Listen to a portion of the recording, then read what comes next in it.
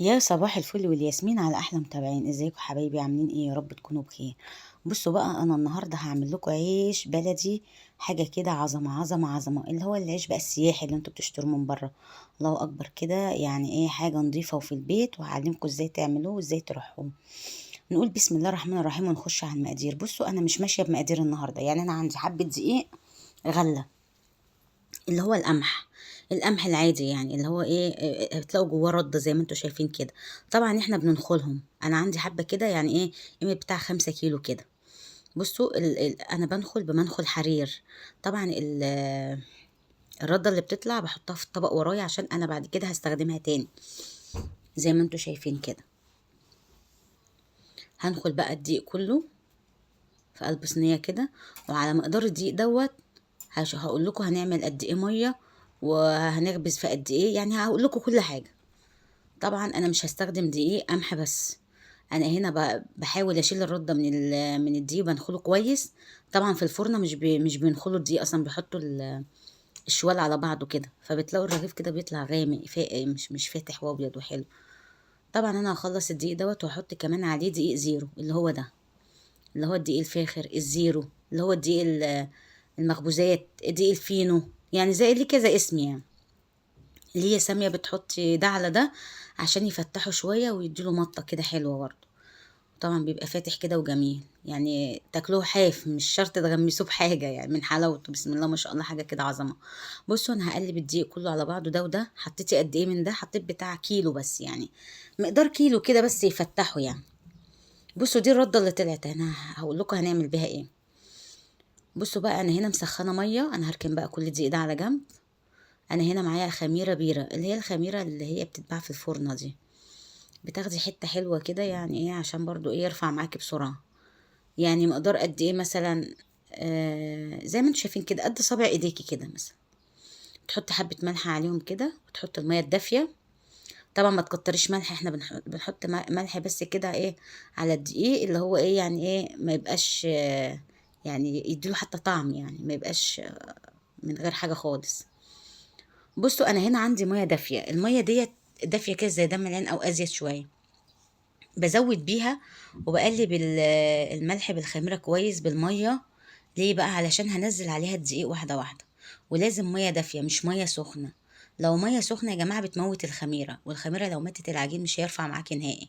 طب لو انت ما عندكيش خميرة بيرة، اللي احنا بنجيبها من الفرنة، حطي كيسين خميرة فورية، هتحطي كيسين خميرة فورية او بكوية. كده انا خلاص سهلتها لكم اهي. وبرضه هتعملوا نفس الخطوات.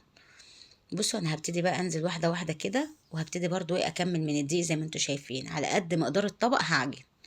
يعني انا بعجن على قد مقدار الطبق اللي انا حطاه. وطبعا الميه بتخلي بالك كويس، علشان ايه، احنا هنظبط السمك مع بعض دلوقتي. يعني انا هوريكم برضو ازاي ما يبقاش طري قوي، وازاي ما يبقاش جابس قوي. بصوا انا هبتدي ازود اهو لحد ما الطبق يشيل. وما شاء الله سبحان الله، يعني كل اللي كانوا الحبة اللي باقيين دولت كمان انا حطيتهم، يعني كده خلاص كل اللي انا نخلته حطيته. وابتدي بقى ازود واحدة واحدة. طبعا انا عشان بصور فبعمل بايد وبزود بايد، لكن لو مش بصور بعمل بايديا الاتنين، وبخلي حد من الولاد يزود لي بالمية لحد ما اقوله كفاية. بصوا كده انا بحاول ان انا ايه، ادخل العجين في المية كويس عشان الكلاكيع دي تفرد معايا. طبعا لو بايديا الاتنين هكون خلصتها يعني. بصوا هي طرية شوية، هي شايفين واخدين بالكم، تحسوا ان العجينة معايا طرية. بصوا هبتدي بقى نزلت شوية العجين الدقيق اللي باقيين، وشلت الصينية خالص. وابتدي بقى بسم الله ما شاء الله كده، بصوا اجيب من تحت لفوق كده، وما اخليش حاجة في القعر نهائي، ولا في الجوانب، ولا اي حاجة من الدقيق، يعني اي دقيق يقابلك خديه معاكي. ليه؟ علشان ما يبقاش في تكتلات، ويبقى كلها ايه، مية واحدة. بصوا تدخلي الهواء جواها كده، وتبتدي بقى ايه، طبعا كمان الطبق ما كانش مساعدني لانه صغير. ف... فلو حاجة واسعة كمان هترتاحي في العجن. بصوا التقريص اهو زي الفل، يعني انا بحاول اوريكم هنقرص ازاي، بحيث ان احنا لما نيجي نقرص، يعني هي ولا بتفرش معايا، ولا اللي هي ايه، جابسه معايا يعني. بصوا اهي زي الفل اهي، بصوا كده حلو زي الفل. بس هلم بقى كل العجين ده. طبعا انا في الاخر حطيت حبه ميه كده على الوش، حبه صغيره يعني، وغطيته. لو انتي مش حابه خلاص براحتك. طبعا الجو حر فانا مش محتاجه ادفي العجين. بص انا غطيته اهو، وهسيبه بتاع ساعتين ولا حاجه. بصوا بسم الله ما شاء الله، بعد ساعتين او اقل كمان يعني، ما كملش الساعتين. بصوا العجين خمر ازاي. طبعا انا ما كنتش محتاجه ان انا ادفيه زي ما انتوا عارفين، لكن لو في شتاء بتاخد الطبق زي ما هو كده وتحطيه في اوضه دافيه وتغطيه كمان ببطانيه. ليه؟ علشان يظبط معاكي ويعلى بسرعه. ادي دي الرده اللي انا شلتها، وعندي رده من قبل كده. ببتدي افرش بقى الصواني بتاعتي من الرده اهي. طبعا انا ناخلها اصلا الرده ديت نظيفه، يعني ما فيهاش اي تكتلات برضو.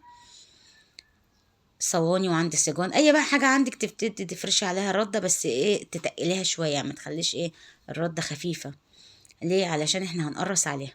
بصوا عندي بقى طبق فيه حبه ميه وحبه زيت زي ما انتوا شايفين. هنقرص بقى بالطريقه دي. في ناس بتقرص بدقيق، وفي ناس بتقرص بزيت بس، لا انا بقرص بميه وزيت اهي.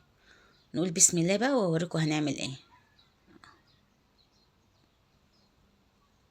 طبعا الطبق مليان على الاخر، الله اكبر لما العجين خمر. بصوا بقى نبتدي بقى اهو. ابتدي بقى ايد تقرص وايد تتبل بقى ميه بزيت اهي. ايد بقرص وايد بصوا شايفين اهو. وايد بكون ماسكاها ميه بزيت اهو. بسم الله كده اهو. واحده واحده كده اهو. ببل ايديا ميه بزيت وابتدي ايه اقرص. شايفين اهو. وكلها تبقى قد بعضها عشان تقدري بعد كده ايه، ان انت تعملي العيش كله قد بعضه وتوسعي ما بينهم. ليه بقى يا سامية بتوسعي ما بينهم؟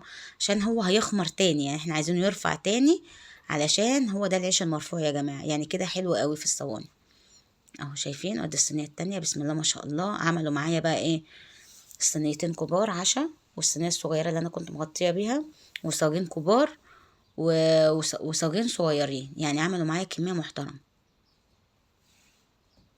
طبعا طول ما انا شغاله كده الصينيه اللي بتخلص المفروض ان انا بدخلها بقى في مكان ما فيهوش نور، مثلا ضلمه، يعني اوضه مثلا بطفي المروحه والنور وكله. ليه؟ عشان الدبان ما يجيش عليها، لان الدبان بيحب الخميره جدا، ريحه الخميره يعني. بصوا ده اخر حته اهي، ده كده هيبقى رغيف صغير. وابتدي بقى كده انا طبعا عشان عندي طيور بجيب حبه رده وافرك ايدي بيهم زي ما انتوا شايفين. وافرك كمان العجين اللي في الطبق عشان لو نشف هيضايقنا يعني في الغسيل وكده. بنزله كله اهو بالردة، وباخد بقى كل دوت بحطه للطيور. بيبقى حلو ليهم جدا. الخميرة اصلا حلوة للطيور، بتنضف معدتهم يعني، نوع من انواع ايه الغذاء يعني. بصوا بقى انا هنا ظبطت الفرن بتاعي وطلعت اهو. نقول بسم الله الرحمن الرحيم وناخد صينية صينية كده. بص انا كنت حميت الفرن على ما مريم طلعت لي بقى عشان تظبط الكاميرا. كنت بقى طلعت كام رغيف كده زي ما انتوا شايفين اهو. انا بحط بقى ملايات نظيفه كده، بتفرشي ملايات نظيفه ليه؟ عشان بتطلعي عليها. وبتاخدي بقى من الرده اللي قدامك ديت تحطي على المطرحه، وتبتدي تسحبي بقى العجين واحده واحده، قرص قرص زي ما انت شايفه على بايديكي، يعني بايديكي الاتنين تسحبيهم. وتبتدي بقى ايه تريحي شويه على ايديكي. بص انا هوريكي، بص كده في كده اهو. وتريحي شويه على ايديكي كده وتنزليه على المطرح. وتسوي بقى الاحراف، يعني بصي تسوي الاحراف كده عشان يبقى مدور وحلو. بصوا بسم الله ما شاء الله. تريحي شويه وتظبطي كده لحد ما يبقى مدور وحلو، يطلع معاكي مدور وحلو. طبعا انا بطلع صينيه صينيه من تحت ليه؟ علشان الجو كان هوا، وانا مش عايزه وشه يقشف يعني يشقق كده يبقى شكله مش حلو. ولو العجين لزق في بعضه يعني ارتاح وخمر ولزق في بعضه، هقول لكم برضو تعملوا ايه. بصوا انا بحط على المطرحه حبه رده، وابتدي بقى القف عليها، يعني احط عليها العجين وابتدي بقى ايه اريح. بصوا الرغيف بسم الله ما شاء الله حاجه كده عظمه، وليه طعم تاني خالص غير اللي احنا بنجيبه من بره، يعني سبحان الله.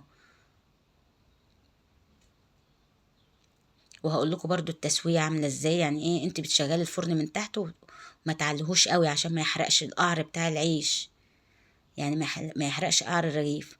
ومن الجوانب ديت بصوا التسويه ما شاء الله من ورا، اصلا انا موريها لكم اهو. بصوا جميله، مش محروق خالص، تسويه حلوه.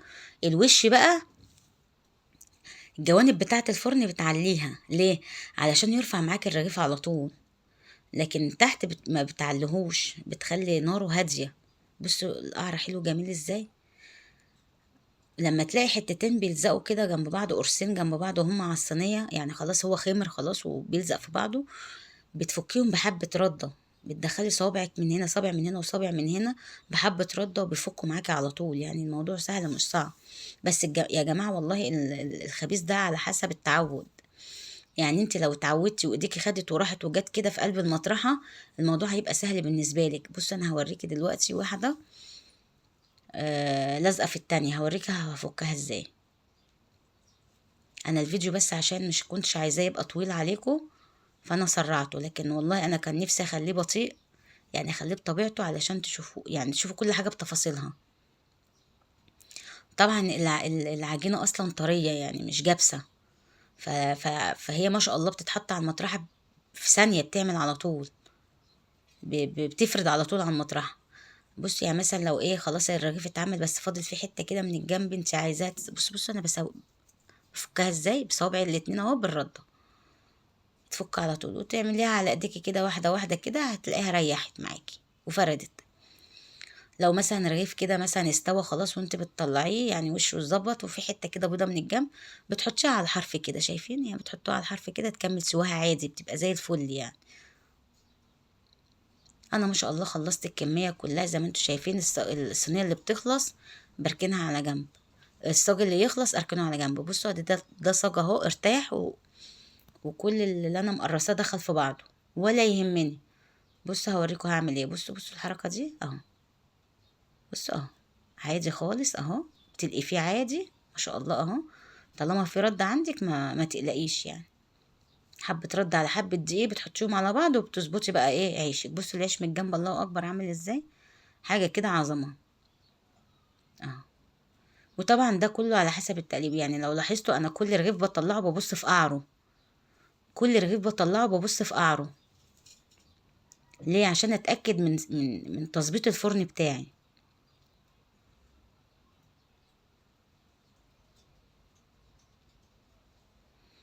طبعا لو انتوا عايزيني بقى اقول لكم على كل حاجه بالتفصيل، اكتبوا لي بقى في الكومنتات، بحيث ان انتوا لو طالبين اي حاجه ممكن اعمل لكم ليها فيديو لوحده يعني.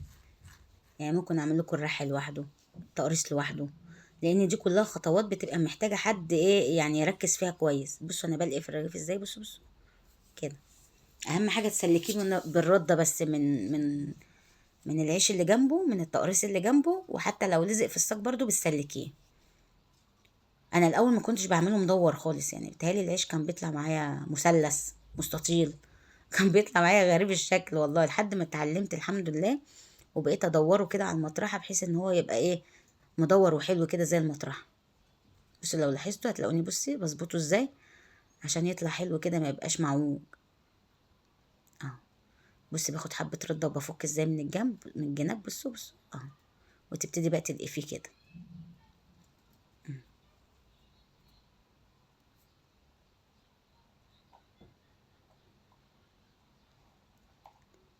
بس كده، هو متى ما انت حطيتيه على المطرحه يبتدي بقى ايه يفرد على طول. تبتدي انت بقى تظبطي الجوانب والاحراف، ليه؟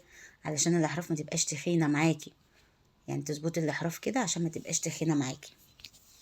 يعني بصي اهو شايفين انا بعمل ايه، ببططها خالص بالراحه خالص عشان برضو ايه ما يعني ما تلاقوش قلب كده معاكي او التنه، لانه ممكن يلزق في ايدك وانت بتظبطي كده لان العجينه طريه.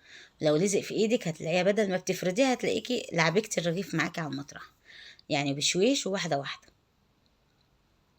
طبعا في العيش الشامي ممكن الناس اللي ما بتعرفش تمسك المطرحة خالص او بتعرف تعمل العيش ده، برضه هعمل لكم فيديو للعيش الشامي اللي هو بالنشابة، ما شاء الله بسم الله ما شاء الله، ده حلو جدا برضه. يعني العيش ده يا جماعة ليه كذا طريقة، يعني في كذا نوع عيش، كذا طريقة عيش. بصوا ظهره، بصوا انا بعمل ببص على ظهره ازاي، كذا طريقة عيش تقدروا ان انتوا تخبزوها لو انتوا مثلا عندكم أزمة عيش ولا حاجة، يعني متوفر عندكم الدقيق تقدروا تستغلوه في اي وقت. يا رب الفيديو يعجبكم، ولو عجبكم الفيديو ما تنسوش بقى باللايك والشير وسناني فيديوهات كتير. مع السلامة.